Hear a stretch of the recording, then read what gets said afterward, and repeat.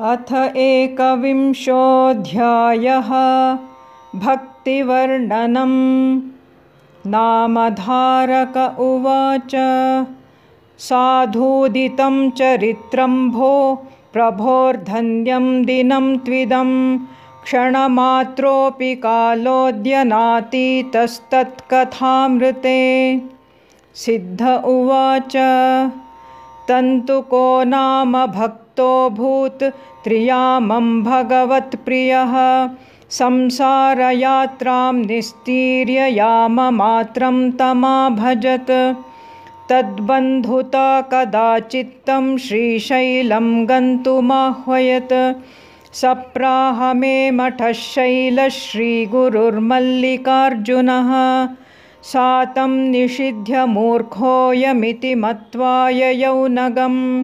कुतो नेतोऽसीत्यजेन पृष्टोऽपि प्राह पूर्ववत्। ततो माघेऽल्पकालेन शिवरात्रिरुपस्थिता। मध्याह्ने तद्दिनेजस्तं प्राह शैलोत्सवोऽद्य सन्। तन्तुक उवाच। त्वत्पादाब्जोत्सवान्मन्ये क्वापि नास्त्यधिकोत्सवः। इदं प्रत्यक्षमज्ञाय मुधा मुग्धा भ्रमन्ति कौ। तच्छ्रुत्वा प्राह भगवान् मा ब्रूहीदं जगत्प्रभुः। सर्वत्रावस्थितोऽप्यङ्गसत्क्षेत्रमहिमावरः। महातपस्विभिः क्षेत्रं पवित्रीकृतमस्ति तत्। परमात्मा तत्प्रभावात् तत्र जागर्त्यनारतम्। अतस्तत्रैव भजतां कार्यसिद्धिर्भवत्यरम्। महातपस्विनो धन्याः स्वयं मुक्ता अपीतरान्। मोचयन्ति स्वतपसा जन्मसंसारबन्धनात्। लोकोद्धृत्यै प्रजायन्ते सत्तपस्वि विभूतयः। तत्सञ्चारस्थलरजः संस्पर्शोऽप्यत्र मुक्तये। अतस्तत्सेवितक्षेत्रे लोको यास्यति सादरम्। एह्यद्य योगगत्याद्रिं गत्वा ते दर्शयामि तत्। इत्युक्त्वा पादुके दिव्ये धारयित्वा दृढं दृशौ। निमीलयित्वा श्रीशैलं सह तेन ययौ क्षणात्। प्राहोन्मील्य दृशौ पश्य श्रीशैलममुमित्यजः। सोऽप्युन्मीलितदृग्दृष्ट्वा श्रीगिरिं तदनुज्ञया। क्षौरस्नानादिकृत्वागाद्द्रष्टुं श्रीमल्लिकार्जुनम्। यान्तं स्वकः प्रेक्ष्य तमाह नोऽनुयातोऽसि कस्मान्न युतिं करोषि। अद्य क्षणात् श्रीगुरुणा हृतोऽस्मीत्युक्तोऽपि तेनोक्तममंस्तमिथ्या। तस्मै यथा स्वं सनिवेद्य भक्तो गुर्वङ्घ्रिपद्मद्वय एकतानः। प्रासादमेत्यान्तरनेकलोकव्याप्तं विवेशेश्वरदर्शनाय। तत्रोपविष्टं गुरुमर्चयन्ति सर्वेऽपि कश्चिन्न हि तत्र देवः। इत्थं विलोक्यापि गुरुं प्रपूज्य पुनर्गुरुं प्राप्य तदुक्तवान् सः। अत्र त्वमेवासि कुतोऽन्यलोका आयान्ति हि त्वा निकटस्थितं त्वां। व्याप्याखिलं त्वं परिपूर्णविश्वं दशाङ्गुलं तिष्ठसि वक्तिवेदः। श्रीगुरुरुवाच। एकः परात्मा भजतां तथापि स्थानप्रभावः प्रियभिन्न एव। स्थानं त्विदं सर्वजनाश्रयं सन् मुक्तिप्रदं शृण्विह पूर्ववृत्तम्। विमर्शनो नाम नृपः किरातदेशे कृती क्षात्रवृषप्रवीणः। द्विजातिभक्तोऽपि च भूतमात्रहिते रतः साधुजनानुयायी स्त्रीलम्पटः प्राग्गुणतो निषिद्धभुक् शैवोत्तमः शङ्कररूपचिन्तकः तं प्राह साध्वी महिषी कथं शिवे भक्तिर्दृढा धर्मविरुद्धचेष्टते।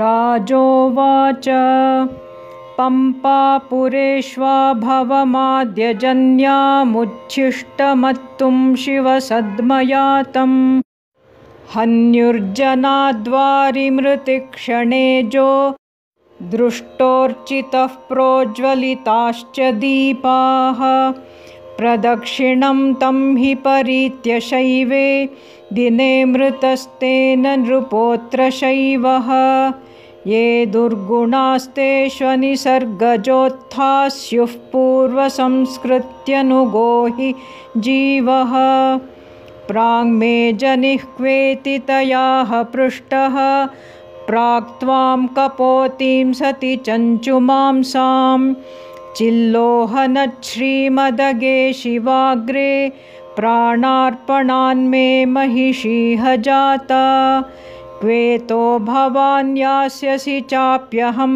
क्व शंसेति पृष्टः स तु सिन्धुदेशे राजा भविष्याम्यपि सृञ्जयोत्था मत्स्त्रीत्वमग्रेऽपि कलिङ्गजात्वं सौराष्ट्रकेऽहं खलु मागधीत्वं गान्धारजावन्ति दशार्णजौ च नृपोऽप्यनन्तोऽपि ययाति जात्वं पाण्ड्योऽहमग्रेऽपि विदर्भजात्वं स्मरोपमोऽधिगुणशीलशाल्यहं वृत्वा तदा त्वां रतिभां स्वयंवरे त्वया सहेष्ट्वा पुरुदक्षिणान्मखान् सम्राट्तया प्राप्य सुतान् सुभोगयुक् लब्ध्वात्मतत्त्वं घटजाच्च जीवन् मुक्तो भविष्यामि सह त्वयैवं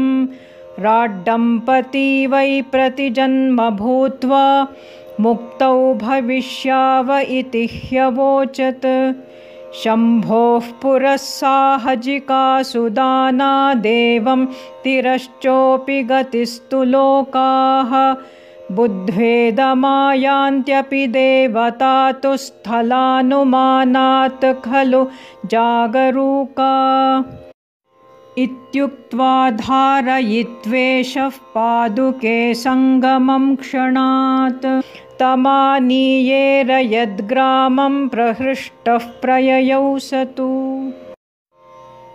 तत्रत्याः सङ्गमे दृष्ट्वा गुरुं खिन्ना अवेक्ष्य तम् आयान्तमब्रुवन् यान्तः कस्मात् क्षौरं कृतं त्वया सप्राह मां क्षणान्नीत्वा श्रीशैलम्भो यथाविधि क्षेत्राचारं कारयित्वा सम्प्रत्यत्रानयत् प्रभुः तच्छ्रुत्वात्रैष मध्याह्ने दृष्टो ब्रूते मृषेति ते मत्वैत्यसङ्गमे तत्र निशि सर्व उपोषिताः चक्रुर्जागरणं शैवनामोच्चारणपूर्वकं ततः शैलाज्जनः प्राप्तः पक्षात् सप्राह विस्मितः श्रीशैलेयं शिवद्वारितन्तुकः सकृदीक्षितः तदा सप्रत्ययाः सर्वे ननन्दुर्विस्मिता भृशं सद्गुरोः सेवया बाढं कर्मबन्धं निहत्य सः सिषेवे परमानन्दं यत्र नोद्वन्द्वसाध्वसम् एकैकयापि भक्त्यैवं मुक्ताः कति न वेदतान् कविशिष्यावभूतां तौ मुक्तौ श्रीगुरुकीर्तनात् गुरुलीलामयास्ताभ्यां प्रभूता ग्रथिताः कथाः तल्लीलावक्तिकः कार्त्स्न्याद्यत्र वेदोऽपि शङ्कितः नामधारक उवाच कौशिष्यौ सद्गुरोर्जातौ तन्मे कथय सादरं वक्ता हि श्रोतृपृच्छाशी स्मृतिमेति यतः कथा। सिद्ध उवाच नन्दिशर्मा द्विजः कश्चित् कुष्ठार्तस्तुलजापुरी त्र्यब्दं तेऽपे तपस्वप्ने देव्योक्तं गच्छ चेश्वरीम्। स चन्दलेश्वरीं प्राप्य सप्तमासं तपोतपत् तयाप्युक्तं यतिं गच्छ स्थितं भीमामरायुतौ सप्राहतां गच्छ मर्त्यमिति वक्तुं न लज्जसे परीक्षितं त ऐश्वर्यमियत् कष्टं कुतोऽर्पितम् इत्युक्त्वा स तपस्तेऽपे भक्तैर्देव्या सहापितः यद्भव्यं तद्भवत्वेव कष्टमेतावदर्जितम्। देव्याज्ञया तथैवाल्पं सह भोग्यमिति द्विजः मत्वा स्वगतमानम्य देवीं भुक्तो ययौ यतिं गन्धर्वपुरमासाद्य स यतिः क्वेत्यपृच्छत पापं मत्वार्जुनाभं तं कुष्ठिनं नोत्तरं ददुः तं कश्चिदाह स्नात्वारं शिवरात्रिव्रतस्य च पारणायै मठे देव आयास्यत्यत्र तिष्ठ भोः अत्रान्तरे प्रभुः प्राप मठं भक्तास्तमब्रुवन् द्विजोऽर्जुनश्वेतदेह इदानीं कश्चिदागतः विश्वसाक्षी तमाहूय प्राह हित्वा मरान्नरम् आयातोऽसि कुतोऽर्हः किं दोषोत्थस्थास्नुरुघृतौ तच्छ्रुत्वा मत्कृतं ज्ञातमनेनैष न मानुषः प्रत्यक्षः परमात्मेति मत्वोचेतं क्षमाप्य सः मूढोऽहं कुत्सितमतिः पापात्मा पापसम्भवः शरण्यं त्वां प्रपन्नोऽस्मि दयाब्धिं भक्तवत्सलम्। मयि कुष्ठं समुत्पन्नं विवाहोर्ध्वं तदैव तु पितृदारैरपि परित्यक्तं मां कोऽपि नेक्षते नाङ्गीकुर्वन्त्यपि सुरा भात्यतोऽपि मृतिर्वरं परात्मना त्वया नो चेत् स्वीकृतोऽत्र जहाम्यसून्।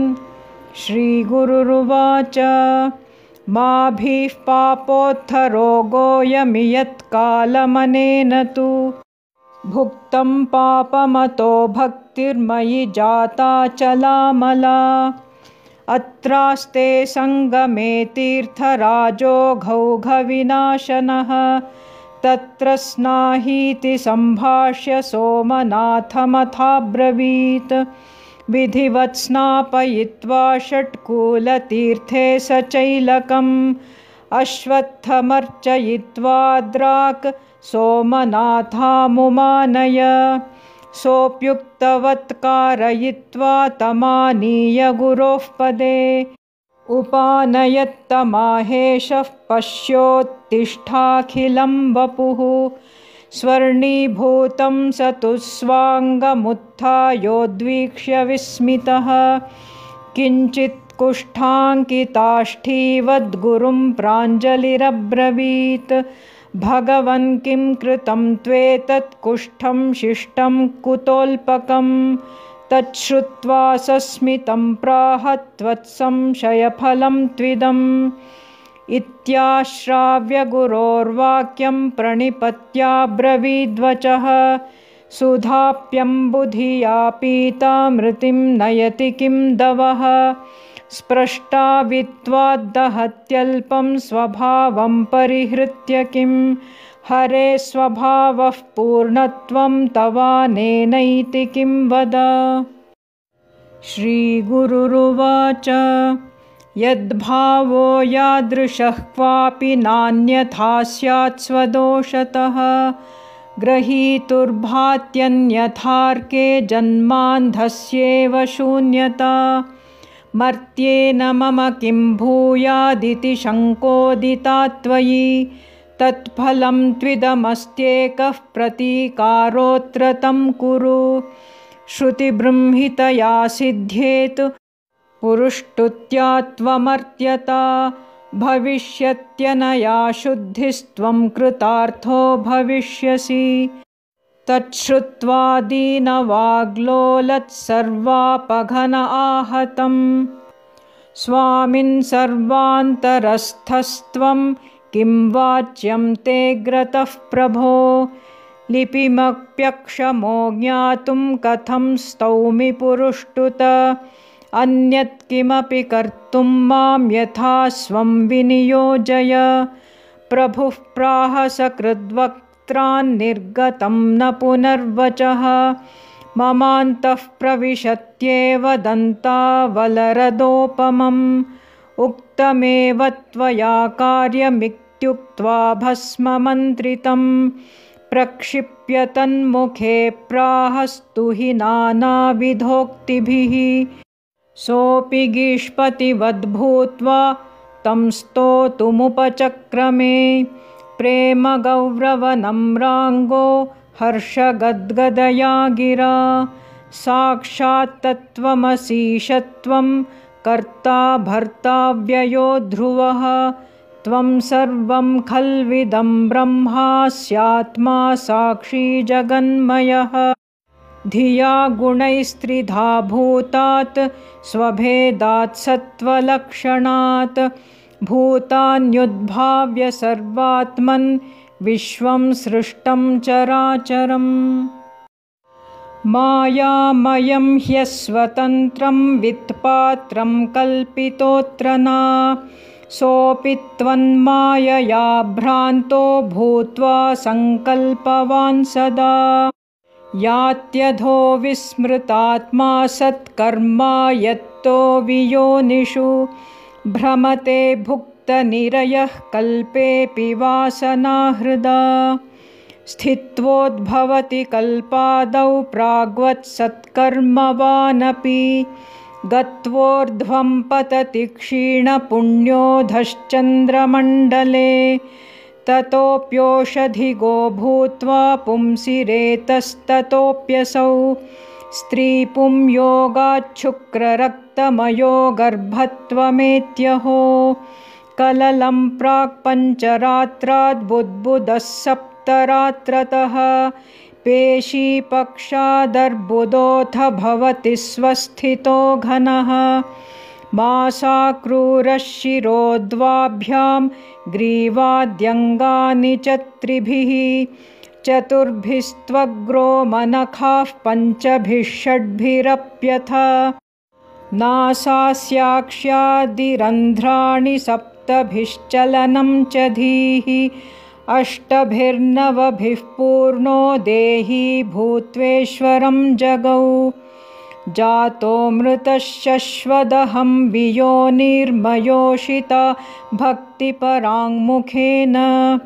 अवाङ्मुखं देवजरायुवीतं मामुद्धरत्रस्तमितो भजे त्वाम्। एवं स्तुत्वा सूतिवायुत्यक्तो विस्मृतलब्धधीः। रोरूयति जनुर्लब्ध्वा मोहितो माययेषते। अनभिप्रेतमापन्न आसनोत्थानचेष्टने। पराधीनतया भुङ्क्ते सव्यथां वक्तुमक्षमः। ततोऽपि क्रीडनासक्तो वयस्यैरज्ञभावगः। तारुण्ये विषयासक्तो मत्तो दुर्जनसङ्गतः। देवमायां स्त्रियं प्रेक्ष्य तद्भावैरजितेन्द्रियः। भोगोत्सुकः खलो ज्ञातकार्याकार्यो दुरध्वगः। वार्धक्ये स्वजनत्रस्तो रुग्णो स्वस्थो जराकृशः। श्वासकासकफाविष्टः सम्भवत्यजितेन्द्रियः। शतायुरपि रात्र्यार्धं हृतं शिष्टमपीदृशं कथङ्कारं नृजन्मापि श्रेष्ठं भक्त्या विना त्वयि तत्साफल्यं नवविधत्वद्भक्त्यासक्तसङ्गतिः त्वयि भक्तिः साधने द्वे त्वां याचे भक्तवत्सल भोजनात्रावतीर्णोऽयं सद्धर्मत्राणकारणः परमात्मा परं ब्रह्म लीलाधाम्नैष नो नरः सेव्यताममृतत्वाय योगैर्वा श्रवणादिना भजतोऽनुभजत्येष भगवान् भक्तिभावनः यथा तृणौघोऽग्निस्पर्शाद् भस्मसाज्जायते तथा निःशेषाघं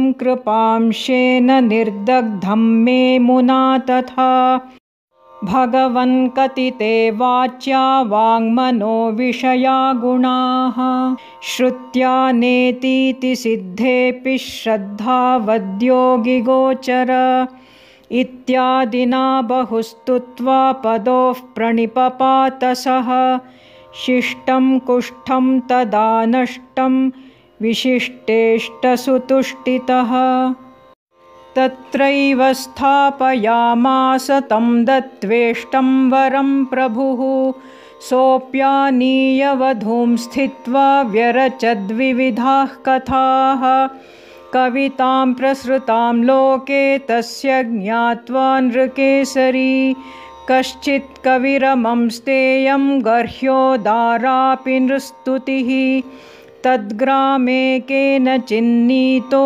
गुरुस्तस्मै व्यदर्शयत् उपास्य कल्लेशलिङ्गस्थं स्वं रूपं हृदर्चने पञ्चभिस्तं न वैश्लोकैर्नित्यवन्मानसार्चने स्तुवन्तं श्रीगुरुः प्राह क्वास्ते कल्लेश्वरो वद तच्छ्रुत्वा स तदा ध्यानं विसृज्य भगवान् स्वयं नृरूपेणावतीर्णोऽयमिति मत्वान्वगाद्गुरुं नृकेसरी गुरुं प्राप्य रचितैः पञ्चभिः शुभैः श्लोकैस्तुष्टावतं प्राह हि त्वेषं स्तौषि किं नरं नरकेसर्युवाच भवान्मयाज्ञभावेन मानुषो लौकिको मतः कृपया पास्य मे ज्ञानं सत्वं रूपं प्रदर्शितं तेन नष्टोऽद्य मे मोहस्त्वत्प्रसादाज्जनार्दन प्राक्पुण्यं फलितं मे दशिष्यालौ मां नियोजय भगवानपि सुप्रीतस्तस्मै दत्त्वां शुकं वरं प्राह कल्लेश्वरं विप्रभज तत्रापि मत्स्थितिः सप्राह भगवन्तेदः प्रत्यक्षं रूपमुत्तमं हित्वोत्सहेन गन्तुं मां स्वपादाब्जे स्थिरीकुरु मद्धाम्न्याप्तोऽस्य नायासाद् भगवन् भक्तकामधुक् दयाब्धे मा कुरूपेक्षां दयनीयतमस्य मे इत्युक्त्वा सपपाताग्रे तमाश्वास्य दयानिधिः शिष्यत्वेनोररीकृत्य स्वात्मसौख्यमुपादिशत् एवं भूत्वा कविद्वौ तौ सङ्ग्रथ्य हरिसत्कथाः तत्कीर्तनात् श्रद्धयात्र कृतकृत्यौ बभूवतुः इति श्रीद्विसाहस्र्यां श्रीगुरुचरिते भक्तियोगे सिद्धनामधारकसंवादे भक्तिवर्णनं नाम 21तमः अवधूतचिन्तन श्री गुरुदेव दत्त।